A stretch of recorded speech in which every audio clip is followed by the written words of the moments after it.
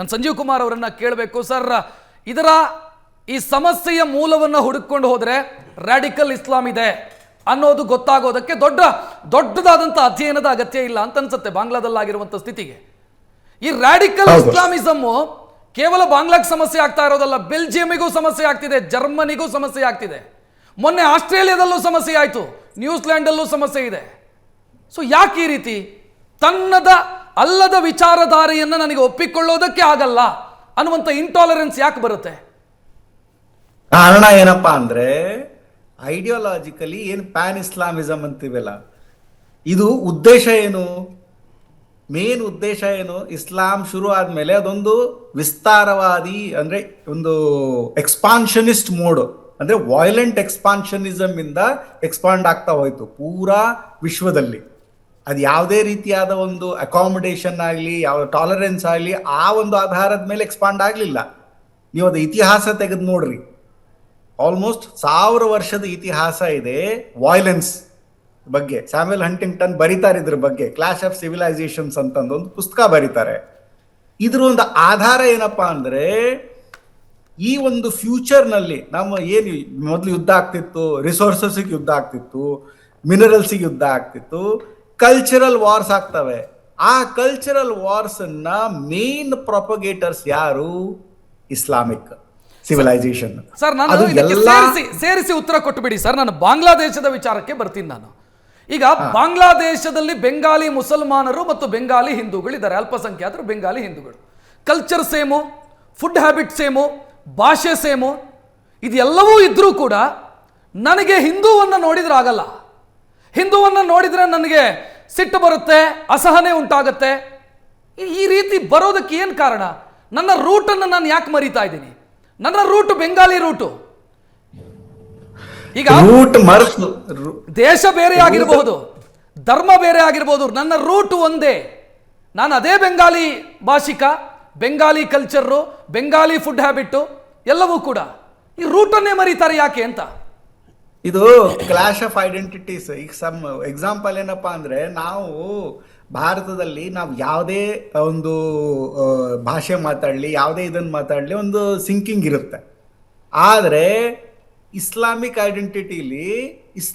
ಐಡೆಂಟಿಟಿನೇ primary. ಅದ್ರ beyond ನೀವು ಯಾವುದೇ ಐಡೆಂಟಿಟಿ ಅಸರ್ಟ್ ಮಾಡಿದ್ರು ನೀವು ಮುಸ್ಲಿಮೇ ಅಲ್ಲ ಅನ್ನೋದು ಒಂದು ಪರಿಸ್ಥಿತಿ ನಿರ್ಮಾಣ ಆಗುತ್ತೆ. ಕ್ಲಾಶ್ ಆಫ್ ಐಡೆಂಟಿಟೀಸ್ ಇದು. ನೀವು ಬೆಂಗಾಲಿ ಅಂತ ಮೊದಲು ಹೇಳ್ಕೊತಿರೋ ಅಥವಾ ಮುಸ್ಲಿಂ ಅಂತ ಮೊದಲು ಹೇಳ್ಕೊತಿರೋ? ನೀವು ಮೊದಲು ಮುಸ್ಲಿಂ ಅಂತ ಹೇಳ್ಕೊಂಡ್ರೆ ಆ ರೀತಿಯಾದ ಒಂದು ಪಾಲನೆ ನೀವು ಮಾಡ್ಬೇಕಾಗತ್ತೆ. ಯಾವ ರೀತಿಯಪ್ಪ ಅಂದ್ರೆ, ನೀವು ಏನು ಪ್ಯಾನ್ ಇಸ್ಲಾಮಿಸಮ್ ಏನು ಸ್ಪ್ರೆಡ್ ಆಗುತ್ತಲ್ಲ, ಪ್ಯಾನ್ ಇಸ್ಲಾಮಿಸಮ್ ಸ್ಪ್ರೆಡ್ ಆಗ್ಬೇಕಂದ್ರೆ only Muslims are brothers, whole world Muslims are brothers, Muslim brotherhood ಅಂತೀವಿ ಅದಕ್ಕೆ, ಉಮ್ಮಾ, ಇಸ್ಲಾಮಿಕ್ ಉಮ್ಮಾ. ಅದನ್ನ ಸ್ಥಾಪನೆ ಮಾಡ್ಬೇಕಂದ್ರೆ ಬೇರೆ ಧರ್ಮದವರನ್ನ ಇಲ್ಲ ವೈಲೆಂಟ್ ಆಗಿ ಸಬ್ಡ್ಯೂ ಮಾಡ್ರಿ, ಇಲ್ಲ ಕನ್ವರ್ಟ್ ಮಾಡ್ರಿ. ಎರಡೇ ಉಪಾಯ, ಬೇರೆ ಮೂರನೇ ಉಪಾಯ ಇಲ್ಲ. ಎಕ್ಸಾಕ್ಟ್ಲಿ ಕಾಶ್ಮೀರದಲ್ಲೂ ಅದೇ ಆಗಿದ್ದು ಸರ್. ಕಲಿಯುವ ಅಂತ ಘೋಷಣೆ ಕೂಗಿ ಓಡಿಸಿದ್ದು ಸರ್. ಕಾಶ್ಮೀರದಲ್ಲೂ ಅದೇ ಆಗಿದ್ದು.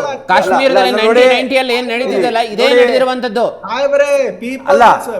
ಪಾಪ್ಯುಲರ್ ಫ್ರಂಟ್ ಆಫ್ ಇಂಡಿಯಾ ಏನ್ ಮಾಡ್ತಾ ಇದೆ ನೋಡಿ.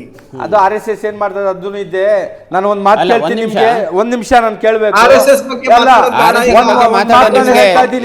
ಹಿಂದೂ ಪರಿಷತ್ತು, ರಾಮ್ ಸೇನೆ ಎಲ್ಲ ಏನ್ ಮಾಡ್ತಾರೆ ಗೊತ್ತಿದೆ. ಸುವರ್ಣ ಅವರು ಬಂದು ಮಾತಾಡ್ತೀವಿ. ಇದು ನೋಡಿ ಡಿಬೇಟ್ RSS ನೋಡಿ ಇದು ಒಂದ್ ಮಾತು ಕೇಳ್ತೀನಿ ನಿಮ್ಗೆ. ಇದರಲ್ಲಿ ನಮ್ಮ ಭಾರತದಲ್ಲಿ ಮೊಬ್ ಲಿಂಚಿಂಗ್ ಆಗ್ತಾ ಇದೆಲ್ಲ, ಮುಸಲ್ಮಾನರಿಗೆ ಹೊಡಿತಾ ಇದ್ದಾರಲ್ಲ, ಅದು ಯಾವ ಧರ್ಮ ಅದು ಹೇಳಿ ಸ್ವಲ್ಪ. ಅಲ್ಲ ಸ್ವಲ್ಪ ಅವ್ರು ಕೇಳಬೇಕು.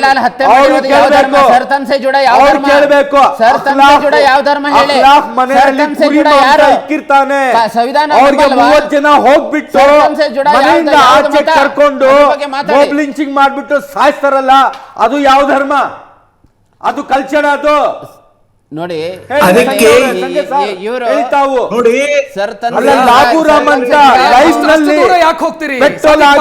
ಮುಸಲ್ಮಾನಿಗೆ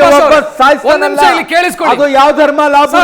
ಸಂಜೀವ್ ಕುಮಾರ್ ಅವರೇ, ಸಾದಿಕ್ ಅವರು ಪ್ಲೀಸ್ ಲಿಸನ್, ಇಲ್ಲಿ ಕೇಳಿಸ್ಕೊಳ್ಳಿ. ಅಷ್ಟು ದೂರ ಹೋಗಬೇಕಾದಂತ ಅಗತ್ಯ ಇಲ್ಲ. ಮೊನ್ನೆ ಬಾಂಗ್ಲಾದಲ್ಲಿ ಏನಾಯ್ತು? ಒಂದ್ ನಿಮಿಷ ದೀಪು ದಾಸ್ ಮೇಲೆ ಆರೋಪ ಕೇಳುವಂತು. ಹೌದು, ದೀಪು ದಾಸ್ ಸ್ಟೇಷನ್, ಒಂದ್ ನಿಮಿಷ ಕೇಳಿ. ಕೇಳಿಸ್ಕೊಳ್ಳಿ, ಇಲ್ಲಿ ದೀಪುದಾಸನ್ನ ಸ್ಟೇಷನ್ಗೆ ಕರ್ಕೊಂಡು ಹೋದ್ರು.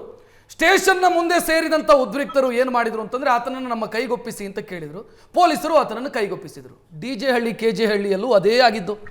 ನವೀನನ್ನ ಸ್ಟೇಷನ್ಗೆ ಕರ್ಕೊಂಡು ಹೋದಾಗ ನಮ್ಮ ಕೈಗೆ ಒಪ್ಪಿಸಿ ಆತನನ್ನ ಅಂತ ಕೇಳಿದ್ದು ಇದೇ DJ ಹಳ್ಳಿ KJ ಹಳ್ಳಿಯಲ್ಲಿ. ಮಾನಸಿಕತೆ ಸೇಮ್ ಇದೆ ಸಾದಿಕ್ ಪಾಷಾ ಅವರೇ, ಮಾನಸಿಕತೆ ಸೇಮ್ ಇದೆ, ಸೇಮ್ ಮಾನಸಿಕತೆ. ಹೋಲಿಕೆ ಮಾಡಬೇಡಿ, ಸೇಮ್ ಮಾನಸಿಕತೆ ಇದೆ. ಮಾತಾಡೋಣ, ಒಂದು ಚಿಕ್ಕ ಬ್ರೇಕ್ ನ ಸಮಯ.